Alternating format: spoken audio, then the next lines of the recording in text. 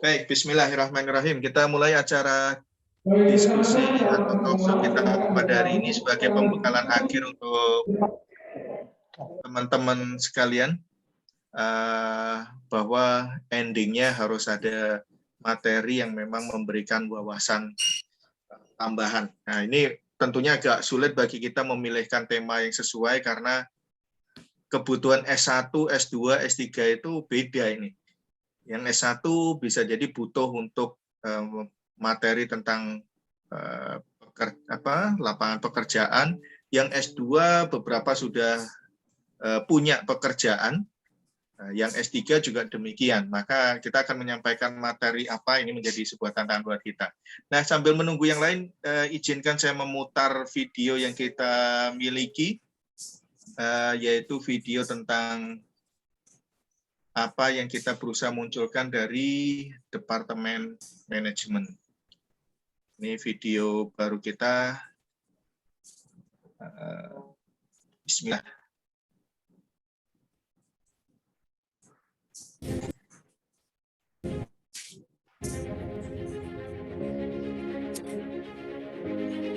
Life is full of games that created by God. In every kind and role of our life, we have to deal with game of competition. We saw many game of competition, from simple competitions like balap karung or makan kerupuk, to many serious game of competition such as Formula One or football leagues. And also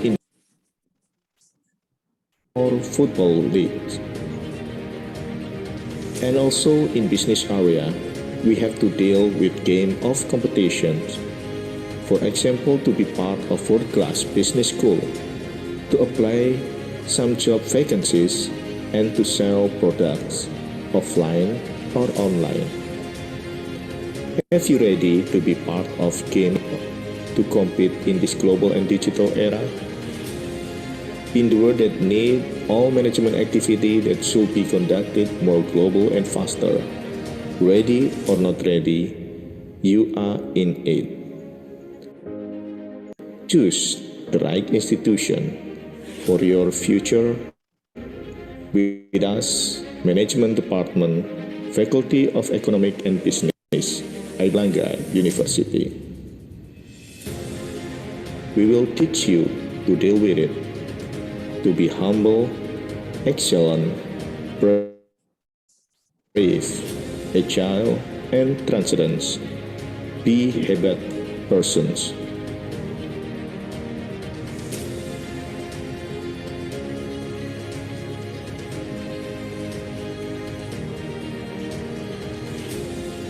Ya, itu merupakan video untuk memberikan gambaran tentang apa yang sebetulnya kita hadapi di dunia kerja. Dan kami di Departemen Manajemen bersama-sama Sekretaris Departemen, dan dari KPS S1 ada Budin Mardia bersama Bu Gita di Sekdepnya. Kemudian di KPS S2 ada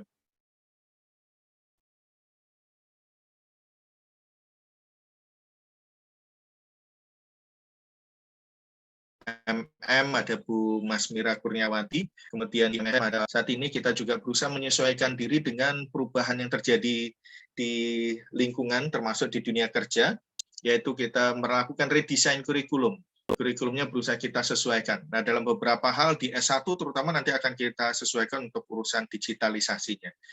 Nah, jadi itu yang menjadikan bahwa kita siap untuk menghadapi masa depan, untuk mempersiapkan teman-teman sekalian, dan semoga juga bisa sesuai dengan apa yang diharapkan. Nah, sebelum kita masuk ke materi inti, yaitu talkshow, maka saya akan sampaikan beberapa hal yang pada dasarnya menjadi bekal bagi Bapak Ibu sekalian, nanti menjadi kenang-kenang, menjadi kita ingin memberikan kebanggaan pada dasarnya rankingan di baik di QS World University Ranking posisi UNER adalah di posisi keempat di Indonesia. Demikian juga dari The Higher Education University Ranking juga demikian, dari 4IUC, dan juga terbaru informasinya dari Moscow International University Ranking. Itu juga mendapatkan posisi bahwa posisi UNER adalah posisi keempat. Nah, kemudian ketika kita tracer dari subjek bisnis dan manajemen, nah kalau tadi dari level universitas, kemudian kita coba tracer dari untuk subjek bisnis dan manajemen untuk The Higher Education University Ranking, kita juga tetap menduduki posisi keempat.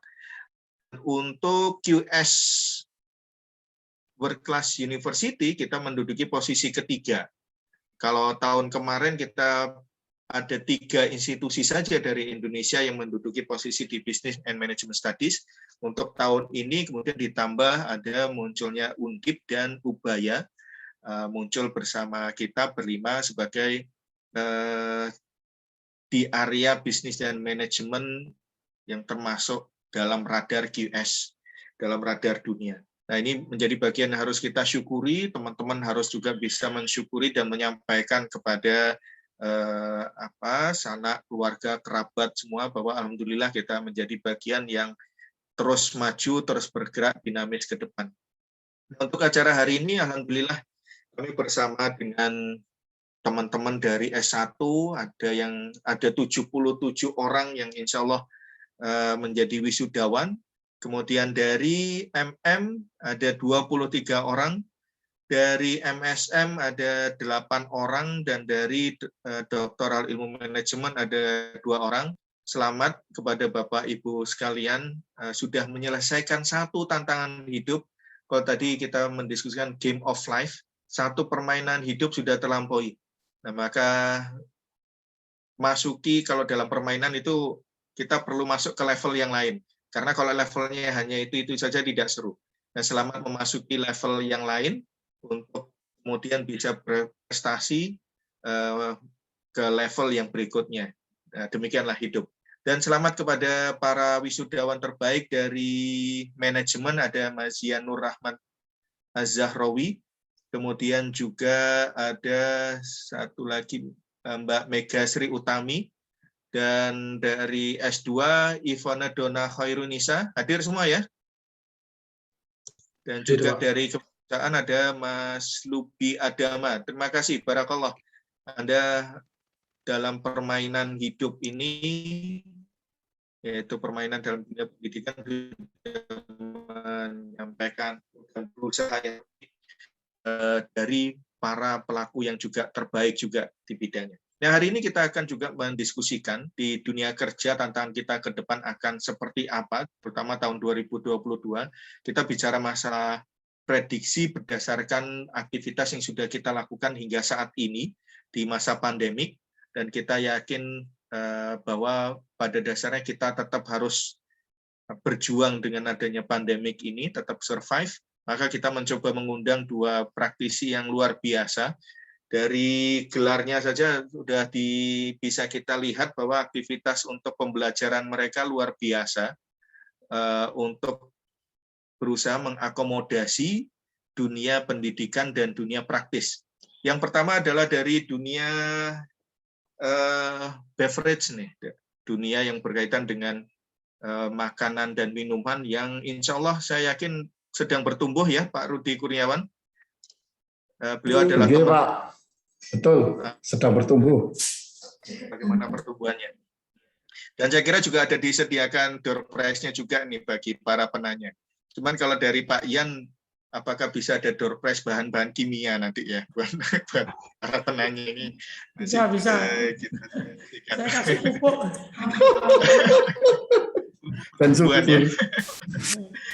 Ya. Jadi yang pertama Pak Rudi Kurniawan, teman saya waktu di S1 dulu, ya maka gelarnya masih SE, kalau sekarang udah SM, Sarjana Manajemen. Jadi kalau S1-nya SM, S2-nya MSM, jadi semesem.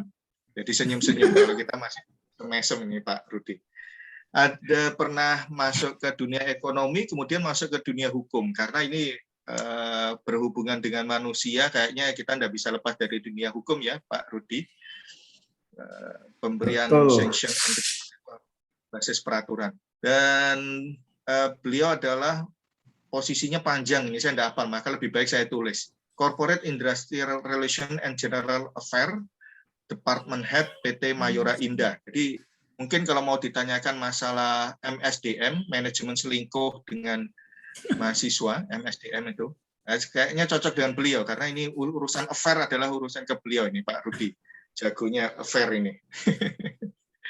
Dan kemudian ada Pak Ian Suhermanto, gelarnya insinyur, kemudian magister hukum, magister manajemen, dan ada sertifikasi kompetensi CHCM. Nah, ini pemahaman di bidang teknis, di bidang hukum, di bidang manajerial, dan di bidang SDM ini lengkap ini berusaha beliau dapatkan. Apakah kita memang perlu seperti itu nih untuk pasar human capital di masa depan? Nanti akan kita diskusikan. Beliau adalah dari Commercial Director PT Toya Indo Manunggal yang urusannya berkaitan dengan masalah produk-produk berkaitan dengan bahan kimia. Kita langsung mulai saja, Pak Ian, Pak Rudi. Jadi waktu saya persilahkan, kita akan melakukan talkshow selama kurang lebih 1 jam ke depan dan interaktif. Kesempatan pertama saya berikan kepada Pak Rudi dulu untuk, kalau sudah siap, kalau belum siap Pak Ian, menyampaikan presentasi tentang perusahaannya. Monggo, silakan Pak Rudi atau Pak Ian dulu ini yang sudah siap. Pak Rudi mana ini? Oh, kalau baru muncul kembali setelah hilang. Wah, kembali. Baik, Pak Rudi mau presentasi sekarang, saya takut menghilang lagi nih Pak Rudi. Kayaknya bisa keluar masuk ini Pak Rudi. Presentasi disampaikan rencananya talk show gitu ya. Jadi ya, yang mau saya sampaikan ke teman-teman wisudawan, terutama yang masih S1, kalau yang sudah S2 dan S3 wis apalagi yang sudah S3 gitu ya. Tapi sebagai praktisi dalam bidang sumber daya manusia yang dapat saya sampaikan itu adalah seperti ini untuk teman-teman S1. Jangan itu pengalaman yang saya alami juga gitu. Waktu dulu kuliah sama Pak Gancar sebetulnya saya manajemennya manajemen pemasaran.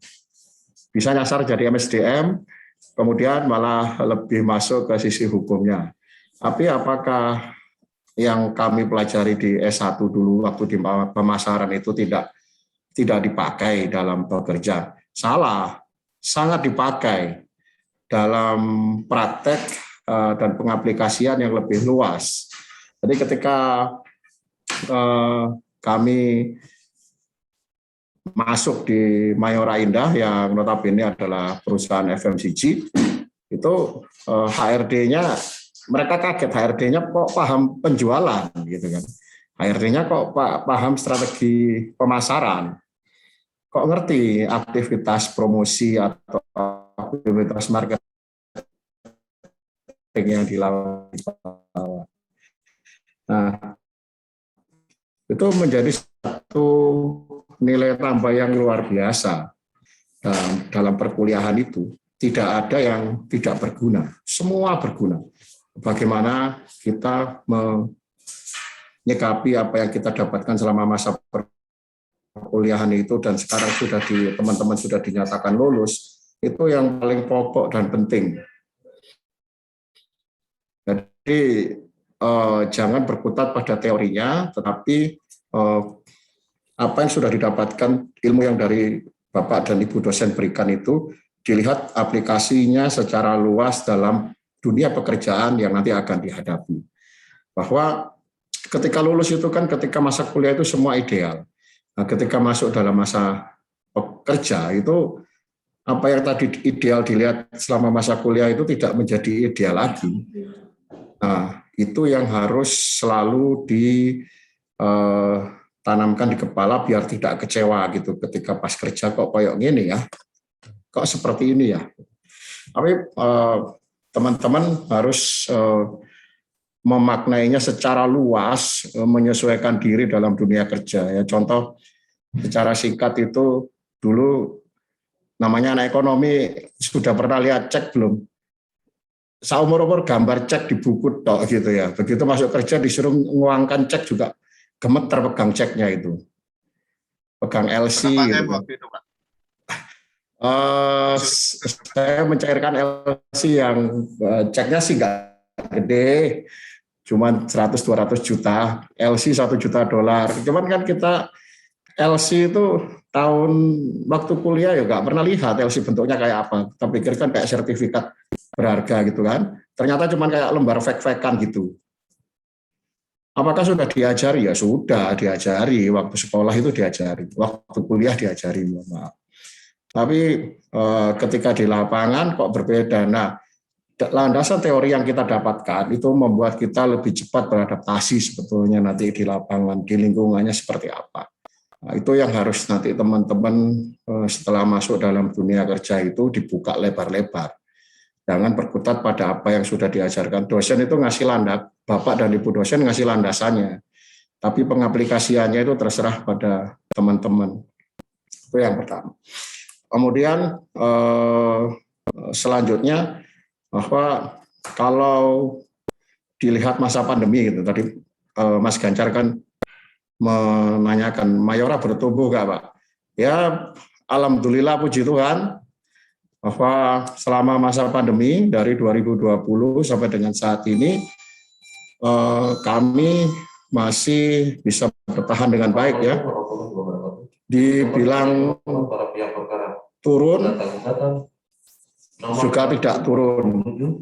Tapi kalau naik kenceng ya kagak gitu ya. Karena memang situasi dan kondisinya luar biasa. Pola belanja berubah. Jadi dengan kondisi-kondisi seperti itu, maka perusahaan dituntut untuk melakukan inovasi-inovasi yang diperlukan untuk dapat bertahan. Nah, puji Tuhan dan alhamdulillahnya Mayora masih dapat mempertahankan kinerjanya dengan baik dan kami tetap menjadi perusahaan yang sangat ekspansif. Setiap tahun itu pasti ada satu pabrik baru. Jadi bukan ngomong tentang setiap tahun ada satu produk baru. Kalau itu sudah pasti. Satu pabrik, 2 pabrik baru pasti akan didirikan setelah perizinannya selesai. Nah, gambaran itu kan juga memberikan gambaran lebar buat kita semua gitu ya. Ya memang harapan kami sih semua lulusan baik S1, S2 maupun S3 itu kalau bisa ya berwirausaha, mengembangkan bisnis yang lebih baik. Tapi kan dalam permainan hidup ya ada yang jadi pengusaha, ada yang jadi pegawainya, ada yang jadi konsumen, itu nggak ada yang salah, semua benar. Dalam konteks itu cuma memberikan bahwa nggak usah pesimis dengan kondisi saat ini. Tidak usah pesimis bahwa industri masih tumbuh kok. Kami masih tumbuh. Kami loh sampai dengan sekarang itu masih kesulitan nyari tenaga kerja. MPP MPP yang ditargetkan itu setengah mati untuk memenuhi. Katanya banyak yang nganggur, tapi nyari tenaga kerja satu aja susahnya minta ampun. Sulit, makanya kemarin sempat saya share itu di teman-teman ada istilahnya kita buka lowongan kerja di Malang gitu. Malang pun kita coba tarik keluar kota karena takut kalau di kota digerebek sama Satpol PP nanti karena kerumunan gitu. Gak guyon-guyon ya. Kita cari memang lokasinya yang lebih luas sehingga secara protokol kesehatan itu bisa tetap terpenuhi meskipun kita mencari tenaga kerja. Masih secara agresif masih. Jadi yang mau saya sampaikan garis bawahnya adalah kondisi saat ini itu tidaklah buruk. Tergantung kita menyikapinya seperti apa. Bahwa industri masih berkembang, masih. Industri masih nyari tenaga kerja, masih. Paling tidak Mayora masih nyari tenaga kerja karena masih ribuan yang belum terpenuhi di kami yang terpaksa beberapa area itu long shift karena tenaga kerjanya belum terpenuhi dengan baik gitu ya. Jadi itu yang kedua. Yang ketiga yang mau saya sampaikan ke teman-teman, pendidikan itu penting. Jadi kalau nanti teman-teman yang sudah S1, terus lanjut S2 aja sama Pak Gancar. Kalau sudah S2, lek iso S3. Saya juga masih mimpi nih S3. Masih mohon izin sama keluarga, mungkin tahun depan baru saya coba trigger ke arah sana. Karena butuh komitmen gitu kan. Pendidikan itu penting untuk membawa kita itu jadi bekal. Kalau bahasa lapangannya itu nyodok ke middle class, bahasa kasar itu ya. Itu bahasa kasar sederhana, nggak usah terlalu dipikirkan secara filosofinya. Tapi dengan pendidikan yang baik itu adalah dasar untuk teman-teman masuk ke dalam kelas menengah. Kelas menengah kita nggak ngomong tentang strata ya, tapi kita ngomong tentang bahwa modal itu harus dimanfaatkan dengan baik. Jadilah sarjana yang baik. Tolong berbeda. Lulusan SMA kalau lulusan sarjana, apalagi UNER, ya tolong berbeda. Tunjukkan kualitas keilmuannya dengan baik. Dan jangan pernah berhenti belajar. Meskipun ijazahnya sudah di tangan, belajar terus. Mungkin teman-teman yang S3, habis S3 kalau ada S4, pancet S4 itu. Atau lebih lebar lagi. Saya pikir itu ya 3 hal yang dapat saya sampaikan ke teman. Yang pertama ya landasan teori keilmuan.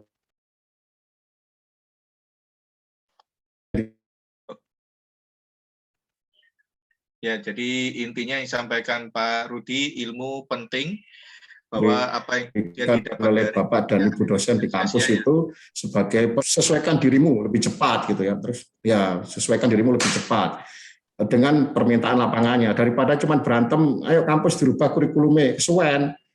Kita rubah dari diri kita sendiri pokoknya. Situasi di luar apa kita sesuaikan. Kemudian yang berikutnya jangan putus asa dengan kondisi sekarang. Masih bertumbuh kok, masih bertumbuh. Paling tidak kesaksiannya di Mayora gitu ya. Kita masih bertumbuh dan berkembang. Butuh tenaga kerja, butuh. Lini-lini produksi kita itu masih banyak yang kosong. Dan kalau ada lini kosong itu kan berarti butuh sarjana-sarjana yang perlu untuk mengaturnya pasti. Dan sampai dengan sekarang kami pun masih kesulitan untuk mencari itu. MDP loh yang nyari lulusan kuliah, wangel kok le. Wangel, karena anak sekarang mungkin linknya ini Pak. Yois, boleh nanti habis ini di-share. Link untuk mengirimkan apa? Loker ya? Lamaran. Ya, siap. Terus yang ketiga itu tadi garis bawahnya bahwa belajar lah wis ya. Itu manfaatkan apa yang sudah ada pada diri Anda sebaik-baiknya. Gitu aja. Gitu Pak Ganjar, prolognya yang panjang ini. Matur suwun Pak Rudi. Monggo lanjut Pak Ian, silakan disampaikan tentang bagaimana Toya. Toya itu apa, kan air. Apakah memang usaha di bidang air minum, mineral atau bagaimana? Silakan Pak Ian. Baik, terima kasih. Bismillahirrahmanirrahim. Assalamualaikum warahmatullahi wabarakatuh. Waalaikumsalam warahmatullahi. Pertama-tama saya ingin menyampaikan selamat kepada teman-teman ya, calon wisuda, alumni Universitas Airlangga yang sudah menyelesaikan studinya. Jadi studi yang di UNER itu bukan sesuatu yang mudah, sesuatu yang sulit. Namun ini bukan dari akhir dari belajar. Ini hanya sebagai tahap berikutnya untuk belajar lebih lanjut.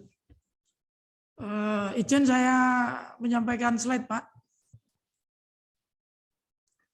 Monggo Pak ya, silakan. Tadi sebagaimana disampaikan Pak Ganjar, memang saya ini untuk akademis itu ada tiga background ya.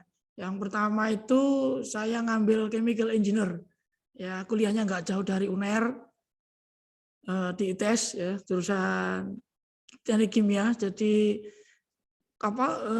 inti kompetensi saya atau bisnis itu sebenarnya di kimia, terutama di proses.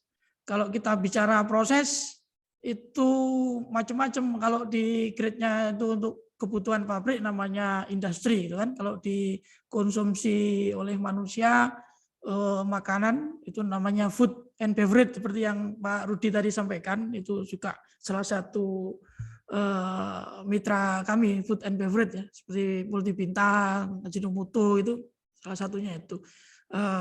Ada juga kalau itu dipakai untuk obat-obatan namanya pharmaceutical grade. Jadi kimia ini berada di tengah-tengah, di apa yang menghubungkan sektor industri satu dengan sektor industri lainnya. Makanya pada apa namanya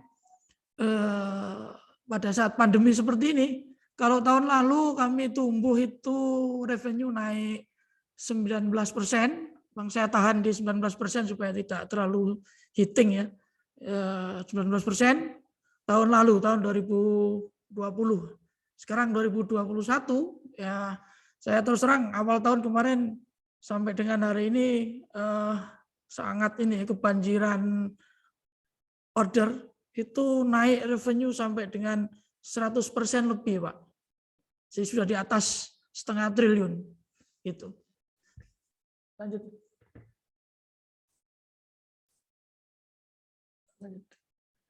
Ini pabrik kami, jadi Toya Indomanunggal ini chemical supply dan agrochemical ya, bahan kimia dan agro chemical supply dan industri. Jadi tidak hanya supply aja. Kalau awal-awal kami dulu kelasnya trader lah, tahun apa 1 tahun 2 tahun, tapi sekarang udah masuk di supply and manufacture. Ini ada di sini dekat pabriknya Pak Rudi yang di Krian itu, di bypass Krian. Ini pabrik 1. Yang pabrik 2 sekarang lagi konstruksi ya, di Jakarta, itu di Purwakarta, di Cilegon. Jadi Toya ini memang terus terang ini saya sendiri yang melahirkan ya, yang membidani ya. Itu dulu ini tahun awal-awal ini, tahun 2000 berapa ini? 2007 ya. Ya ada 5 atau berapa staf karyawan mulai kantor-kantor awal ya.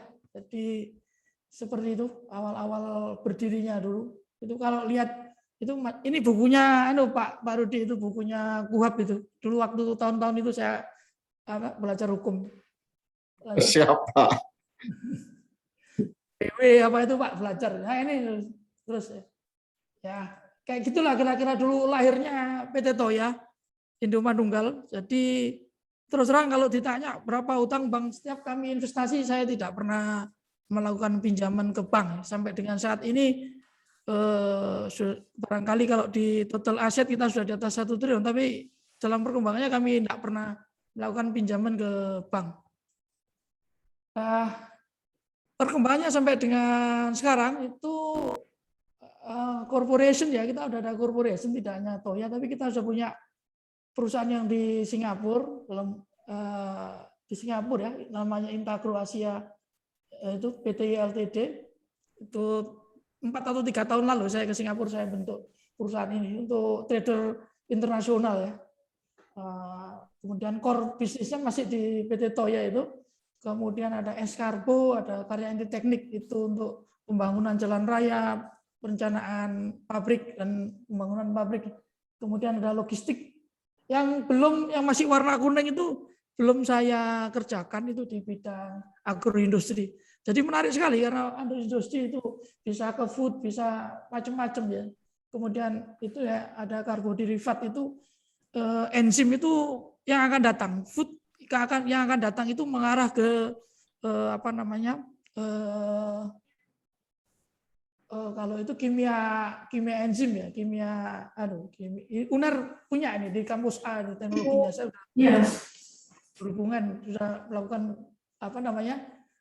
pembicaraan dengan UNER mengenai ini enzim, di mana enzim ini untuk proses-proses makanan kita hampir semua import, tidak ada yang diproduksi di dalam negeri.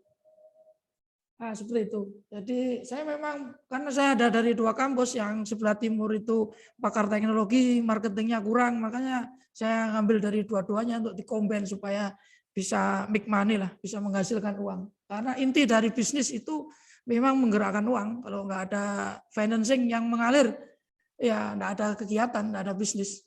Saya kira itu. Lanjut. Jadi untuk teman-teman memang ada 2 pilihan ya. Mau menjadi bagian 90%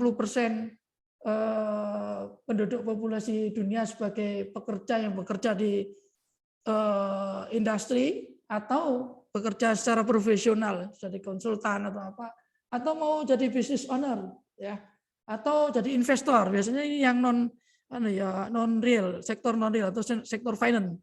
Kebetulan kalau saya sendiri, saya tidak punya pengalaman di sektor finance, meskipun saya kemarin waktu kuliah di Pak Ganjar mengambil finance engineering, cuman saya enggak ke sana. Saya lebih senang di sektor industri, karena kalau sektor industri itu begitu kita turunkan uang 1 miliar, itu yang merasakan tuh mulai dari kuli sampai warung-warung apa itu kebagian semua. Tapi kalau di sektor finansial, meskipun kita gelontor berapapun miliar uang di situ, ya nggak terasa gitu hubungannya ke sektor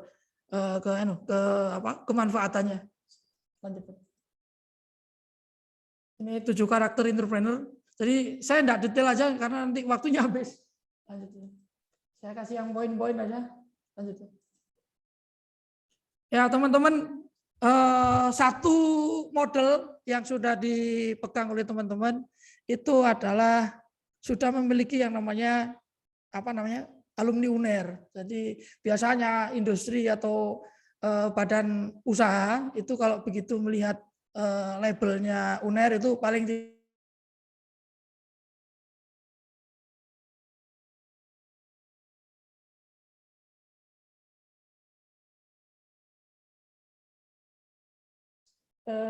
attitude, skill, dan knowledge-nya.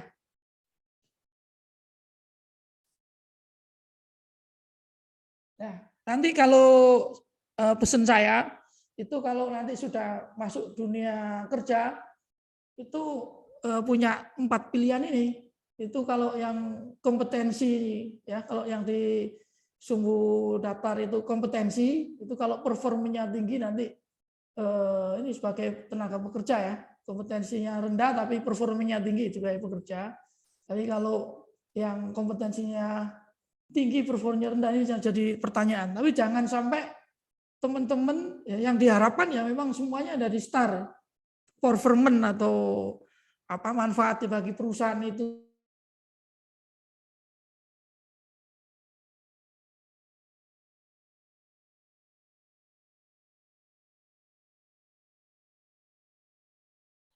Halo Pak Yan.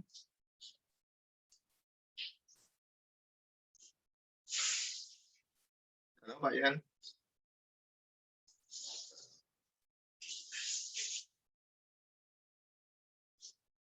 Halo. Pak Yan terputus ini kayaknya.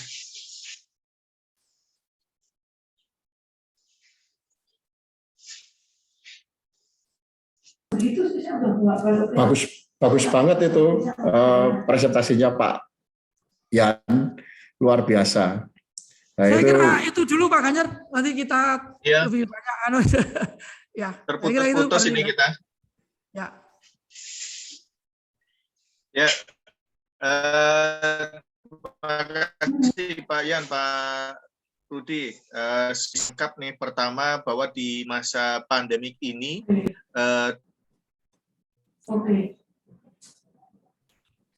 tidak berarti kemudian semua usaha tadi dari manajemen itu ada pertumbuhan, industri perantaranya yang arahnya B2B itu juga bertumbuh. Itu solusinya. Nah, maka ini optimisme dari para alumni kita ini luar biasa. Kemudian kita serap optimisme. Dan saya kira kita bisa melihat bahwa ada peluang-peluang bisnis, peluang-peluang lowongan kerja yang masih tercipta baik dari Pak Rudi maupun Pak Ian. Mantap. Ini ada titipan dari KPS S1 Manajemen ini Pak Ian, Pak Rudi. Bu Dinardiah, yaitu adanya kemungkinan untuk magang bagi mahasiswa. Nanti kita bisa tindak lanjuti lebih lanjut untuk magang mahasiswa, ya. Boleh, Pak. Siap, Pak. Boleh tuh Pak Ganjar. Kami terima untuk teman-teman magang itu. Kebetulan untuk magang di kantor kami sekarang banyak banget seneng kumpul sama anak-anak kecil itu. Anak-anak kecil tapi tinggi-tinggi. Umurnya kecil tapi tingginya lebih tinggi dari saya. Nah iya. Kakinya panjang-panjang. Salah gizi saya dulu itu. Yang mungkin lebih tinggi, Pak. Bukan, memang gizinya lebih baik anak yang sekarang ini. Kalau aku kurang ngombe susu gitu. Kalah sama anak sekarang.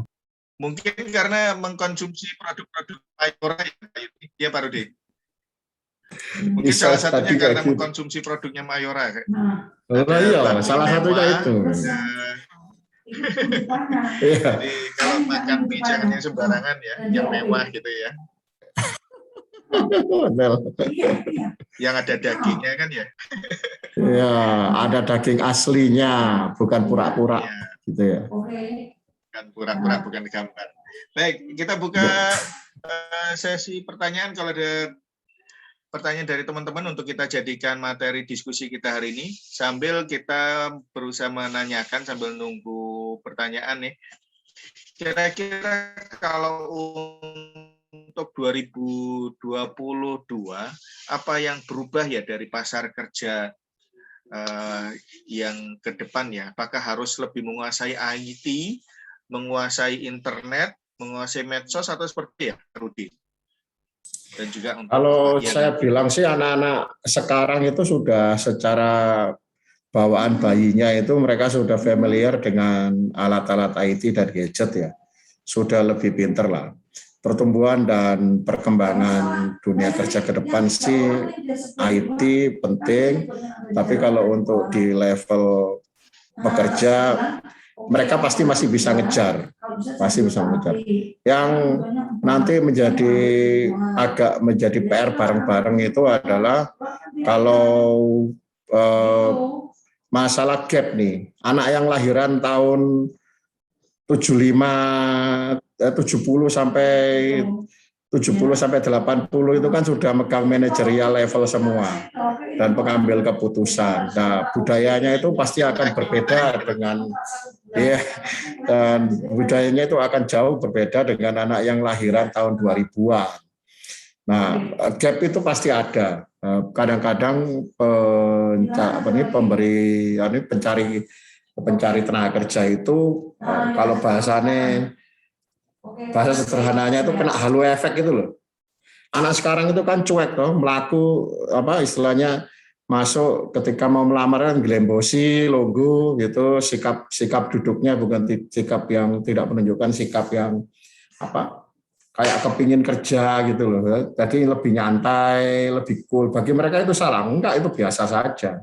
Tapi bagi pewawancara itu masalah, terutama usernya kan. Gak niat kerja ini, gak ono genine gitu. Tidak ada apinya dalam proses interview. Nah, konteks-konteks yang seperti itu yang nanti teman-teman harus waspadai ya. Di tahun 2000 ya, maksudnya halo efek tadi itu loh. Jadi ketika Anda mau masuk ke pasar kerja, perhatikan benar tempat yang Anda lamar seperti apa. Kalau perusahaan yang mau dilamar adalah perusahaan startup yang isinya anak muda semua, yang nyantai, diberikan target kerja secukupnya, mereka akan kejar mati-matian. Nah itu ketika mau masuk pasar kerja ke situ ya sikapnya kudu nyantai, tunjukkan bahwa Anda sesuai dengan kultur yang mereka mau kembangkan di bisnis-bisnis startup yang lebih agile, lebih idenya lebih meletek keluar gitu dengan kondisi yang lebih santai. Nah, yang kalau ngelamarnya ke perusahaan-perusahaan yang berbasis industri, ya tentunya agak berbeda dengan yang berbasis startup ya. Artinya teman-teman sebelum masuk ke pasar kerja pelajari benar-benar tempat yang Anda lamar itu kayak apa. Nah, sebetulnya yang sering lupa itu kalau orang lama kan kesannya hanya pekerja yang butuh, pengusaha tidak butuh. Salah. Kedua-duanya butuh. Pekerja butuh untuk mencari kerja, pengusaha butuh pekerja. Artinya dua-duanya boleh milih. Pekerja juga boleh milih kok tempat kerja yang dia mau kerja itu. Dan pengusaha juga boleh milih pekerja macam apa yang mereka mau hire untuk bekerja di tempat dia. Kondisi itu yang kalau ke depan sih saya bilang teman-teman lebih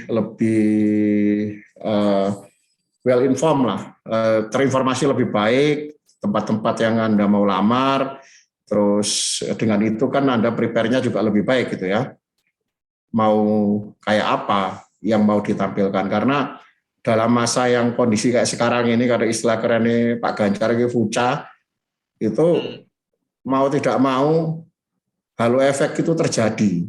Itu ada yang ngomong, iki ngelamar kerja gaya cingkrang Pak, maksudnya kelambi baju Koreaan itu loh. Gak niat ini, sudah dekat lutut itunya. Ini bukan konteks agama ya, bukan ya. Kan sekarang tren itu, celana Korea itu yang bawahnya ada karetnya itu loh. Habis itu nggak pakai kaos kaki, kesannya kan gitu. Gak niat kerja gitu. Nah, padahal menurut mereka itu, iya, baju paling keren yang mereka punya dan mahal, jangan salah, kan mahal itu. Tapi memang saya masih ingat benar kok dulu waktu di ekonomi itu kan kita diwajibkan pakai baju berkerah ya Pak Ganjar kalau nggak salah dulu ya. Nggak ngerti sih, saya dulu selalu pakai baju berkerah sih. Berkerah, celana panjang, kain gitu. Jeans masih diizinkan asal tidak terlalu sobek-sobek. Pakai sandal ya Pak Rudi.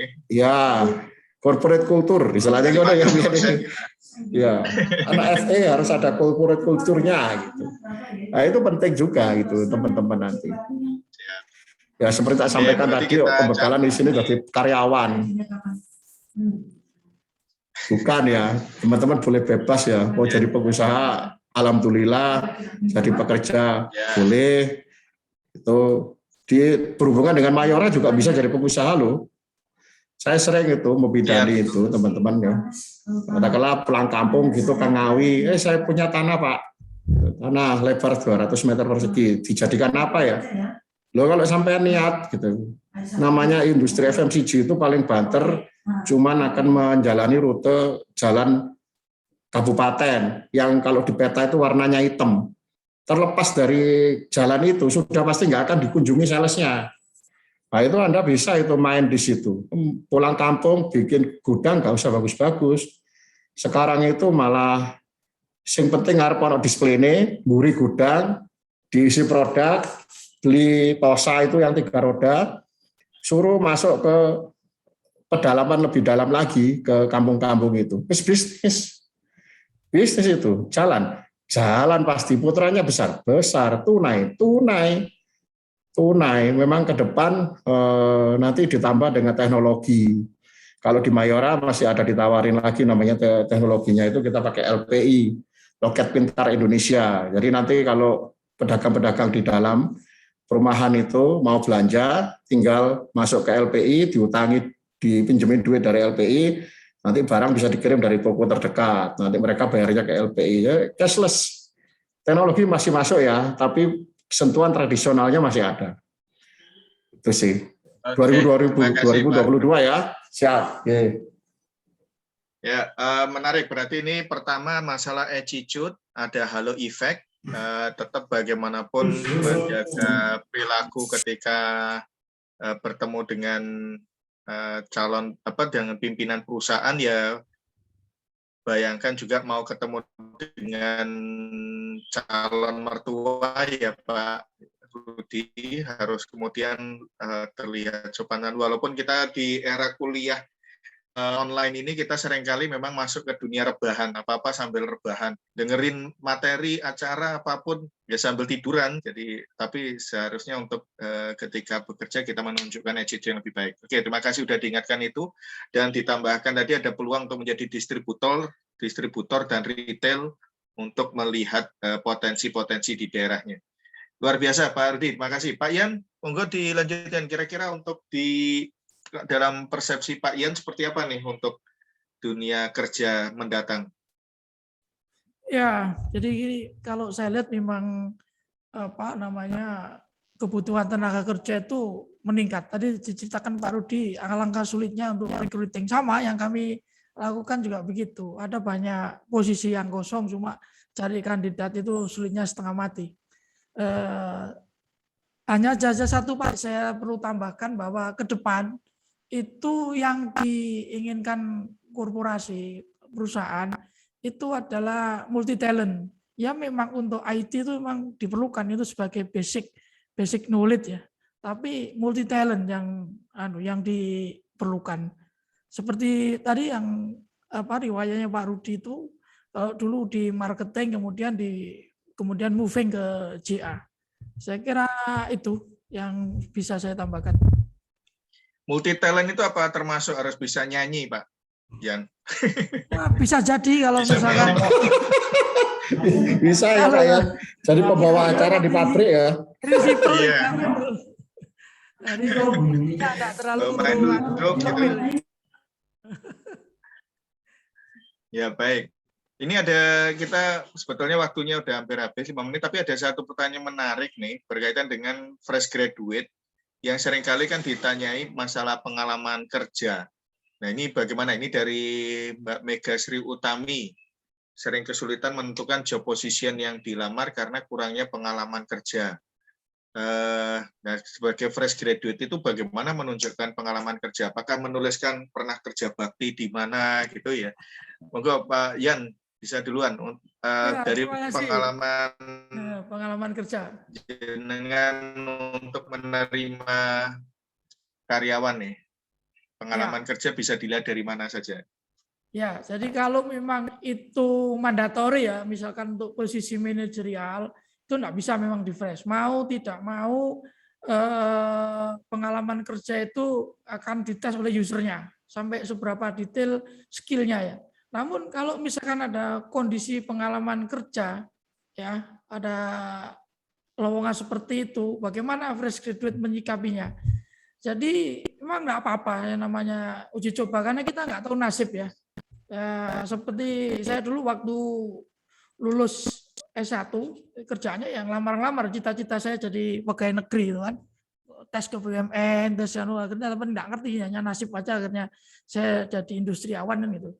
Nah kalau misalkan ada case seperti ini, maka dilihat ini dulu ya, introspeksi ke fresh graduate-nya itu, kira-kira passionnya di mana, kemudian skill yang kemarin knowledge yang kemarin dipelajari di di bangku kuliah itu apa. Misalkan kalau ada lowongan di bidang keuangan ya, misalkan bagian collecting atau penagihan, maka kalau memang punya passion di situ dan belajar atau buka lagi lah itu dulu teori-teori untuk manajemen keuangan. Nah, baru maju tunjukkan bahwa saudara-saudara sebagai kandidat itu memang benar-benar punya niat dan nantinya itu bisa dibuktikan etos kerjanya bagus. Saya kira user akan mempertimbangkan karena buat user yang penting itu terlihat etos atau niat kerjanya. Perkara soal skill nanti bisa dilatih. Saya kira gitu, Pak. Ya, terima kasih Pak Ian. Jadi kita harus berkaca dari diri kita sendiri ya Pak, selama kuliah ngapain, dan saya kira sekarang di masa MBKM itu sebetulnya sudah terfasilitasi. Pak Rudi, monggo silakan. Kalau Pak Rudi menerima fresh graduate, apa saja yang dilihat? Pengalaman kerja itu dilihat dari mana kira-kira? Monggo. Baik Pak Ganjar, Mas Ian izin. Jadi betul bahwa masalah sebetulnya namanya nyari fresh grade kok harus, kalau nyari fresh grade masa harus ada pengalaman kerja, ya nggak mungkin. Jadi sebetulnya itu yang bisa dilihat itu dari pengalaman dia dalam berorganisasi. Jadi dalam berorganisasi itu dilihat apanya ya, paling enggak itu Sebetulnya kalau teman-teman interview itu ya kebanyakan pakai metodenya itu STAR itu loh. Situation, Task, Action, and Result. Jadi dalam metode itu sebetulnya dalam dunia apa nih, ketika ditanya pernah ikut organisasi apa, saya pernah di Badan Eksekutif Mahasiswa, saya pernah di Badan Legislasi Mahasiswa, contoh seperti itu. Bahwa kemudian kan yang ditanya itu biasanya ada satu situasi apa yang Anda itu terlihat dapat menyelesaikan permasalahannya dengan baik. Kata, oh waktu itu saya mengadakan ini Pak, malam musik Fakultas Ekonomi, contohnya seperti itu. Nah, perannya sebagai apa? Oh saya cari, saya sebagai manajer dana yang mencari dana gitu. Yang paling sulit apa? Oh saya ketemu sama ini nih PT Toya, ketemu sama Pak Yan, seperti itu. Sulitnya gimana? Oh ya sulit sekali. Saya mencari kontak beliau, tanya satpam nggak dikasih kontaknya, tanya manajer nggak dikasih kontaknya. Bisa cerita secara detail. Kamu dapat dari mana? Oh saya telepon. Saya ingat Pak Yan lulusan Unair. Saya telepon ke Pak Gancar tuh. Tanya, Pak Yan teleponnya berapa? Kemudian berhasil mentelepon Pak Yan, nego, akhirnya kami dibiayai di acara musik tersebut, Pak. Alhamdulillah, katakanlah 80% dari biaya musik dibiayai oleh PT Toya. Nah, dari sisi itu menunjukkan sebetulnya tadi Pak Yan sampaikan, Mas Yan sampaikan, Cicute, gimana sikap kerjanya dia? Oh, dia itu meskipun terbentur di Satpam, dia nyari tahu loh, dia ingat, dia cek backgroundnya Pak Yan itu mana lulusan, berarti dia itu beyond, nggak cuma nyerah di level satpam terus balik, nggak dapat dana, tidak.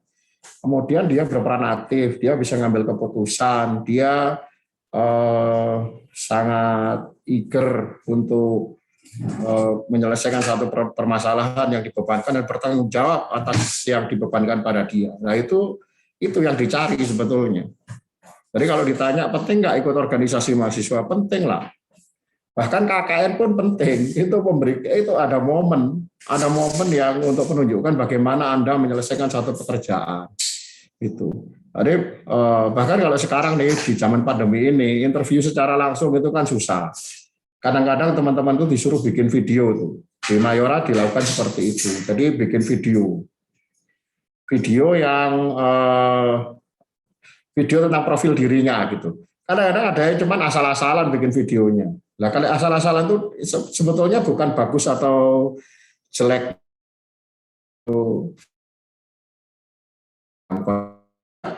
Seberapa niat menunjukkan menjual diri Anda, ini balik mana di market dengan branding ini. Itu acara-acaranya Pak Gancar itu memposisikan diri kita itu posisinya di mana. Apakah kita itu akan memberikan kesan sebagai debut di user atau kita memberikan kesan sebagai star, pinjam materinya Mas Yan tadi. Jadi kondisi-kondisi itu penting. Jadi kalau namanya balik lagi ke situ fresh grade pasti diterima. Nah fresh grade ya nggak dikejar pengalaman kerjanya, tapi pengalaman berorganisasi itu signifikan. Dari mana? Dari bagaimana Anda menyelesaikan satu masalah-masalah yang Anda hadapi selama berorganisasi.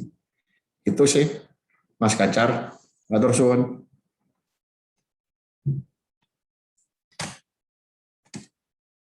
Mas Gancar. Maaf, lupa saya mute. Jadi dari ada proksi-proksinya ya Pak Rudi.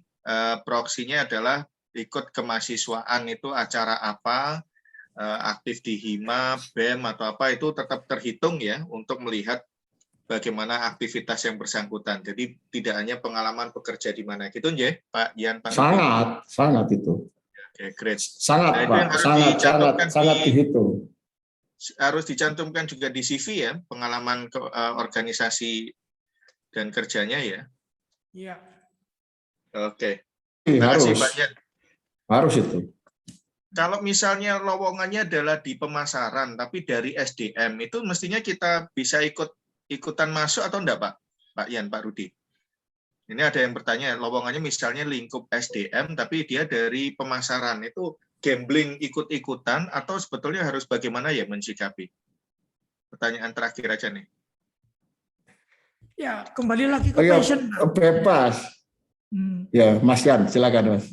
Ya, nggak sama ya. Kira-kira kembali lagi ke passion. Kalau dia nggak punya passion dan kita uji memang dia hanya pas butuh aja dan tidak serius passionnya, ya nggak bisa kita accept. Tapi kalau memang dia benar-benar passionnya di situ, meskipun basicnya SDM, ya nggak masalah Pak, jangan soal. Gimana Pak Rudi? Iya Pak, contoh paling gampang itu gini.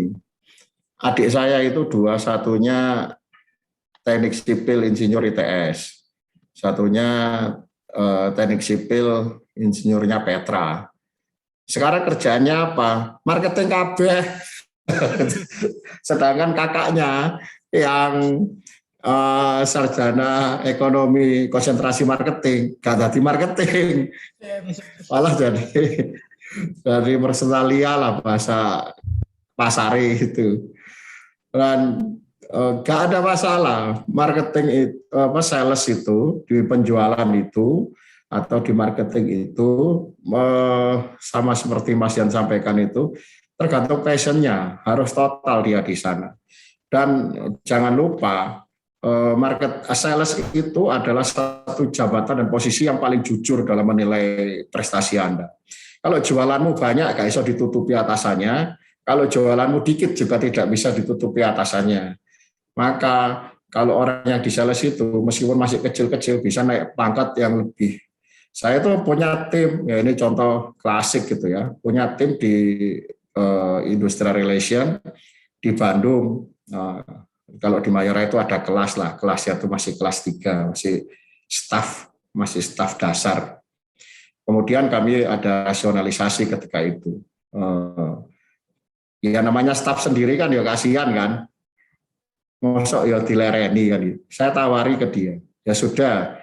Ini kalau orang mati itu kamu kalori. Kalau orang mau mati, kamu tak kalori. Kalau memang kamu waktunya mati ya mati. Kalau kamu waktunya hidup maka kamu akan hidup dan sembuh dari sakitmu. Nah ini cuma bedanya pekerjaan. Kamu tak tantang. Saya kasih kesempatan ikut manajemen trainee internal. Kalau kamu tidak lulus dari manajemen trainee internal, kamu sudah berhenti aja dari Mayora. Tapi kalau lulus, ya kamu silakan berkarir. Background-nya nggak ada sales-salesnya itu, anak itu. Berhasil dia ikut manajemen trainee internal. Sekarang jabatannya cepat. Kalah saya sama dia. Pegang wilayahnya, ya memang menangi HRD kan meskipun kopra bisa mateni jenderal gitu kan kalau di perusahaan. Bedanya dia pangkatnya sok dhuwur. Memang masih muda, dapat jabatan lebih tinggi, senang saya melihat dia. Artinya sales itu ya kayak itu. Tergantung niatnya. Totalitas, tapi memang orang berbasis manajemen itu, ya itu tadi yang tak sampaikan.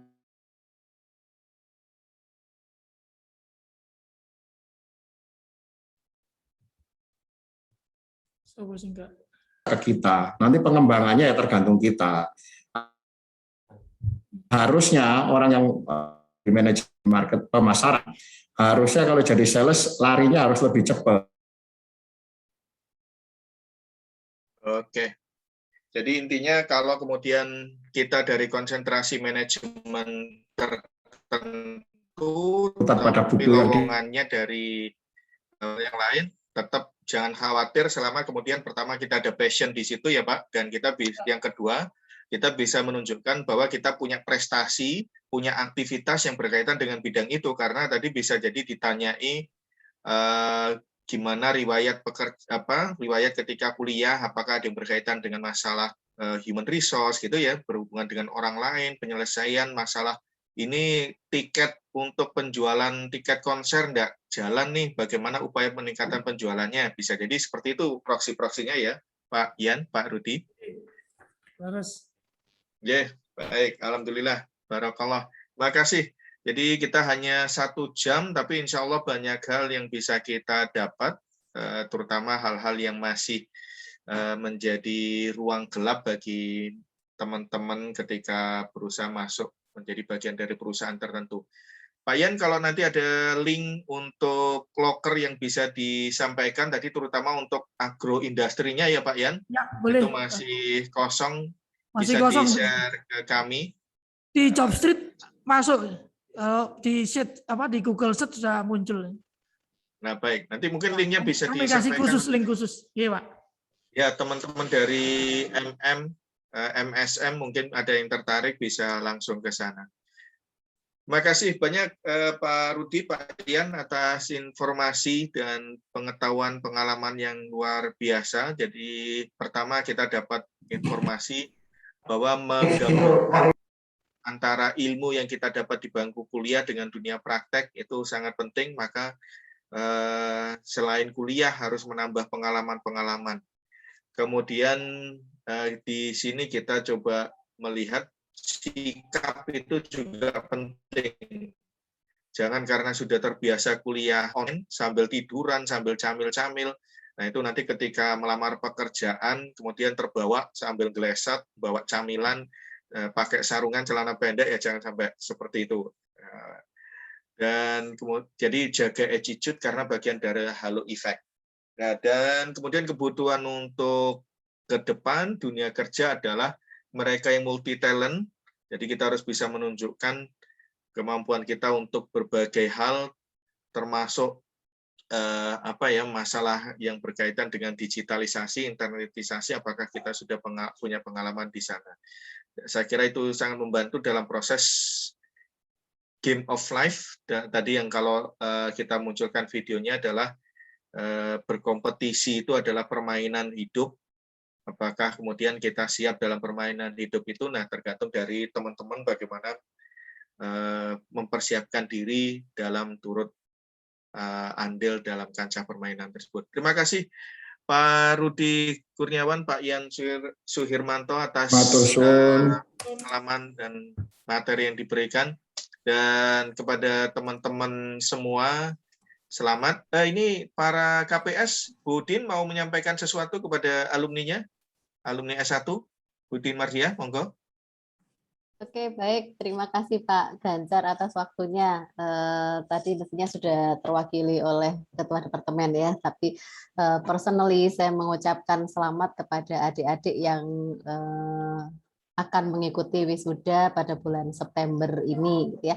Semoga kedepannya itu menjadi bekal yang sangat bermanfaat dan menjadi kesuksesan, yang mendukung kesuksesan adik-adik sekalian. Dan terima kasih saya ucapkan kepada para alumni, Pak Rudi dan Pak Yan, atas wejangan-wejangannya. Dan saya tunggu nih Pak Rudi dan Pak Yan kesempatannya untuk terkait dengan magang, karena memang ini menjadi PR kami gitu ya dari Kemendikbudristek untuk memberikan hak kepada para mahasiswa untuk bisa magang supaya siap di dunia kerja. Sekian saja dari saya Pak Ganjar. Terima kasih. Assalamualaikum warahmatullahi wabarakatuh. Waalaikumsalam warahmatullahi wabarakatuh. KPS lain Pak Rahmat hadir enggak ya? Bu Tanti, kalau Bu Mira kayaknya saya tahu. Soalnya di sebelah. Oke, baik. Doa dan ucapan selamat bagi teman-teman alumni sekalian, termasuk Pak Rudi dan Pak Yan. Semoga sukses selalu dalam menjalani kehidupan, dijauhkan dari hal-hal yang negatif, diberikan kesuksesan dan kemanfaatan dalam menjalankan berbagai aktivitasnya. Semoga berkah ilmu, rezeki, sisa umurnya, terutama bagi kita semua dan bagi keluarga kita. Terima kasih semuanya. Barakallah. Matur suwun Mas Ganjar, sehat selalu. Itu yang penting, Pak Rudi, sehat dan sukses selalu. Terima kasih. Sampai ketemu lagi di kesempatan yang lainnya. Barakallah. Di sini ketemu lagi teman-teman. Ini yang saya kenal dari MM ada Pak Irwan. Pak Irwan, apa kabar? Alhamdulillah baik, Pak. Alhamdulillah. Sekarang bagaimana posisinya? Ada Pak Dery juga. Wah, saya kehilangan orang-orang yang biasa aktif nih. Dari S3 ada Pak Joko Suyono. Waduh. Selamat sukses Pak Joko. Terima kasih Pak Ganjar. Alhamdulillah. Nanti Ya, mau ke Pak Ganjar saya. Amin, amin. Kebetulan sama-sama Yeah, prodinya. Siap.